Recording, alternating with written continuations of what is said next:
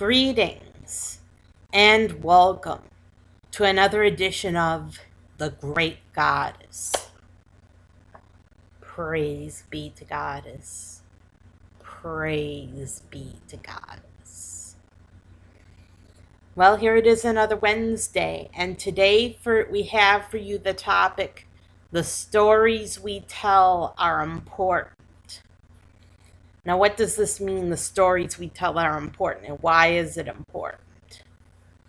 Well, the thing is, we want to have goddess images in our home, and I know you all love your goddess images. And we want to have them around us, and we want to see them frequently to remind us of goddess throughout the day. And we don't use goddess images to worship. We don't use goddess images to worship goddess. We don't bow down to the images. But we do use them for divine inspiration, for religious inspiration. And the images of goddess can be very inspiring, but some of them are not allowable. And for example, what's not allowable is images of goddess with a god, like with a god and goddess together. That's not allowable because we don't believe in the god, we only believe in the goddess. And so, for example, an example would be Vishnu with Lakshmi, the two of them together. That's not allowable. And another one that's not allowable is Ganesh with Lakshmi and Saraswati. So Ganesh is in the image, so we can't use that image. Unless you cut Ganesh out of the image, but I don't imagine you taking a pair of scissors to a piece of artwork. It's better just to sell it or give it away. But the images, sometimes the story we tell about the images becomes very important. You can even have an image of Kali in your home, but people tell bad stories about Kali. See, that's the problem, is that people tell bad stories about Kali. For example, the general picture of Kali shows Kali standing on Shiva's chest with her tongue sticking out, and she looks quite wild and has a severed head in her hands and all that.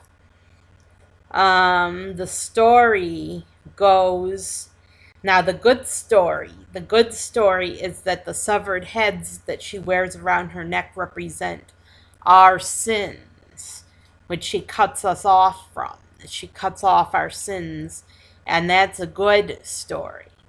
That's an example of a good story they tell about Kali, because she doesn't literally sever heads, okay?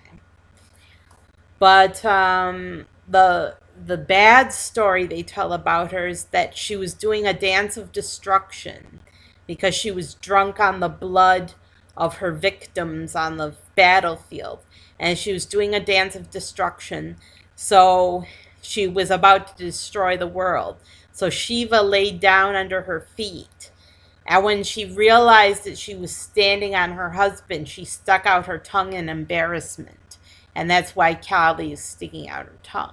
Well, that image of Kali sticking out her tongue and standing on her husband's chest wouldn't be allowable normally for us, because there's a god in the picture and gods get worshipped. So we don't want a picture of God in the picture. And Kali's sticking out her tongue in embarrassment, so we don't want that because the goddess isn't embarrassed by anything. How can we make this image more allowable? By telling a new story about it. For example, Shiva is an illusion. He's not real. So we don't believe in Shiva. And so the goddess has risen above. She's standing above the illusion of Shiva. And so because she's risen above the illusion of Shiva, she's above illusion. She's transcended the illusion of this world.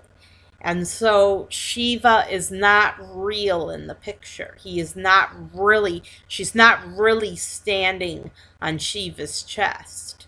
He's an illusion.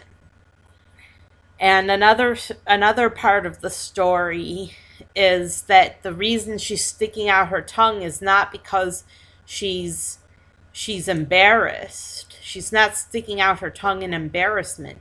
She's sticking out her tongue because she's wild and untamed. And we know that she's wild and untamed, and that she's always been wild and untamed. So that's why she's sticking out her tongue. Not because she's bloodthirsty, not because she's embarrassed, but because she's wild and untamed. And so this is the way you can retell the story of Kali in this image, is to retell it as her being wild and untamed and standing over the illusions of this world. So always retell the story. Always flip it around and retell the story. For example, there's an image called the birth of Venus. And this one is particularly troubling because the story behind it is that Venus was born from the balls of a god. Somebody severed his balls, and I think it was Uranus. Uranus's balls got severed and they fell into the ocean.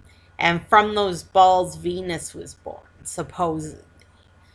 So that's a story we want to retell. In the story, Venus isn't just being born in the birth of Venus, because she's always been and always will be. The goddess is eternal. She always has been and always will be. So the way we can retell this story of the birth of Venus is that she's born in our minds. In our minds, she's just been born, but really she's rising up to meet us.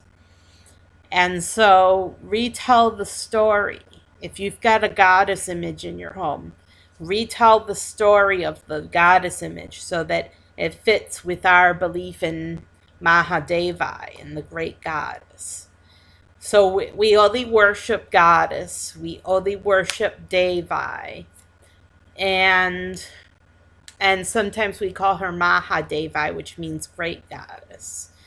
And we retell the story of the goddess images in our home so that they fit with what we know about goddess, which is that she's one, that she's eternal, and that she has different aspects to her personality, but she's one goddess.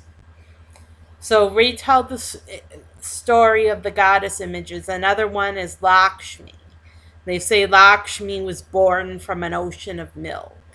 And that's why she's holding a pot of nectar in her hands, because she was born from the ocean of milk along with the pot of nectar. But the way you can retell this story is that Goddess holds the key to immortality, which is the pot of nectar. And so she is supreme above all others because she holds the keys to immortality in her arms. And so don't allow anyone to tell you that the goddess is one of these things, that she was born from an ocean churning, or that she was born of all of the Devis combining their energies together like Durga. You have to retell the story and say she wasn't born from the Devas combining their energy. She's always been and always will be. So the goddess images are pretty important that you choose to hang in your home, but be aware that you can retell the story of those goddess images and make them acceptable to hang in your home.